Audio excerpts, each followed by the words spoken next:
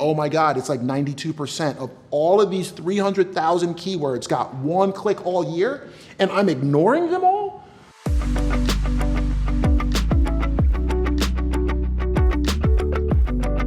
And over my 20 years of doing search, when I started doing search, I literally went after the word shopping for barnesandnoble.com in 1999.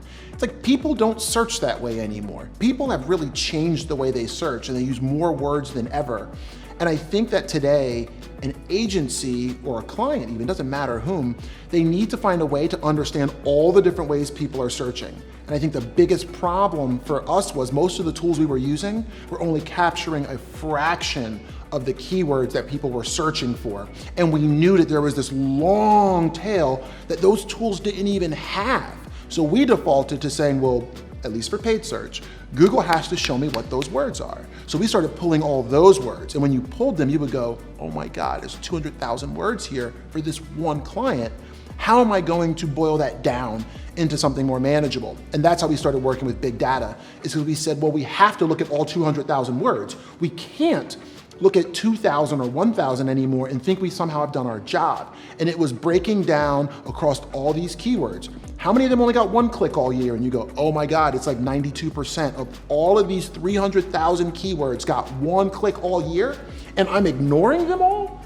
And then you started to say, well, wait, that's 50% of my conversions and it's 40% of my spend, and nobody looks at those keywords that are getting no search volume. And once we saw that, we realized that that was a space where we could find quick value for our clients and help them to get a great return on their investment, but we needed tools that could manage massive data sets to do it.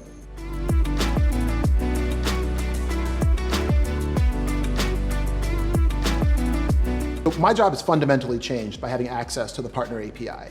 I believe that any search professional worth a grain of salt has hypotheses about the search landscape on a regular basis.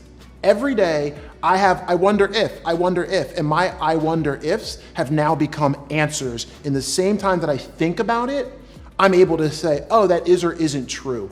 You know what I mean? So it's this concept of, without having access to data at that speed, there's no way I could take my hypothesis and have the answer that fast. And I'll tell you, when you're sitting in a meeting with a client and you're able to answer questions at this speed and process all these words at that pace, you have a much more robust conversation. I think the days of, hey, I found this, let me show it to you.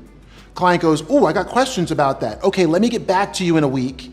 I show you the new data that prompts more questions. Now let me go back in 2 weeks and get that data. So what I'm finding is the conversations that used to take 6 weeks for Seer's team, for our clients, now are basically like answered in the meeting, answered. So we're getting to answers quicker, which means we're getting to work on strategy faster and get to the outcomes that we want for our clients quicker.